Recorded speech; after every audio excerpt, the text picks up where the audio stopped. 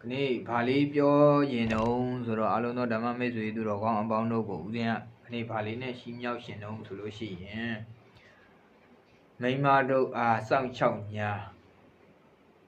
lần nhà sang chồng nhà cái mấy mà rồi cũng sang chồng mình rồi xin три chỉ xóa này sang chồng nhà mình bỏ ông tiên thà liu bé này bây giờ phải bây giờ ra đâu rồi ra sắc liu phải bây giờ đi đâu ra đi ra bỏ nó ra mấy mà đâu sang chồng nhà rồi nhà sang chồng nhà cái đấy rồiสีดวงเจ้ามาမြတ်စွာဘုရားရှင်ညီတော်အနန္ဒာကိုအကြောင်းပြုပြီးတော့တရားဟောတာဗာလေးဟောလုံးဆိုတော့နတ္တောရာဇဝိဇာနာတိအတ္တရတ္တေအနာဂတေအဗျယတံဝိလပတိဝိရတောကောတိယာယေနဝိရတောကောတိယာယေနဆိုတဲ့ဂါရဘုတ်ကလေးကိုတန်ဆာဆင်ပြီးတော့မြတ်စွာဘုရားကဟောတာအခုမှယဟန်တွေကမိန်းမတွေကိုစောင့်ရှောက်တာမဟုတ်ဘူးတဲ့ဘုရားရှင်လက်ထက်တုန်းကလည်းပဲဟုတ်အရင်ဘဝတည်နေတော့လည်းမိန်းမတွေကိုစောင့်ရှောက်ခဲ့တာပဲပောဓပါဒနဲ့ရာဇဆိုတဲ့ကြီးညီနောင်ကသူ့ရဲ့အပိုင်ရှင်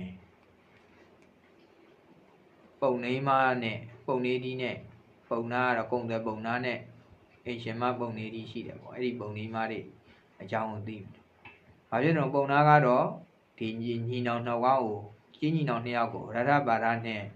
ရာထတို့ကိုအိမ်ဆောင်ထားခဲ့ပြီးတော့ဆောနာတော်ကပုံနေမနဲ့အိမ်မဲ့ထားခဲ့ပြီးတော့ပုံနေ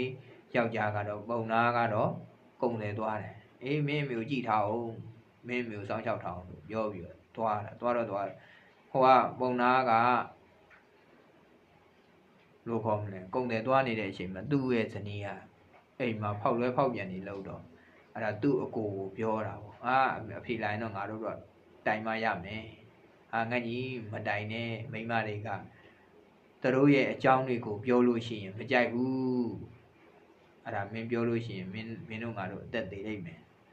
အဲ့ဒီအချိန်မှာများမကြချိန်မှာပဲဦးဇင်းကတော့အတူတူလေးပဲရတာမလို့တို့လည်းများမကြချိန်မှာပုံနာအထီကပုံနာကြီးကပြန်ရောက်ကုံွယ်ကနေပြန်ရောက်တော့မင်းတို့အမေအချိန်ဘယ်လိုရှိတော့မင်းလည်းမေးရောပုံနာကြီးကျွန်တော်ကတော့ဘောဓဘာသာဘုရားလောင်းပုံနာကတော့ပုံနာကြီးကျွန်တော်တို့ကတော့မပြောရင်ဘူးဒါပေမဲ့စောင့်ရှောက်ရတာအမျိုးသမီးတွေဆိုတာအင်မတန်မှခက်တယ်အမျိုးသမီးတွေခက်တဲ့အတွက်ကြောင့်မလို့ကျွန်တော်တို့ကတော့ဒီရထဘာသာနဲ့ရာထကဆောနာပုံနာကြီးကိုဥခိုင်းပြီးတော့အဲ့ဒီမနေတော့ဘဲနဲ့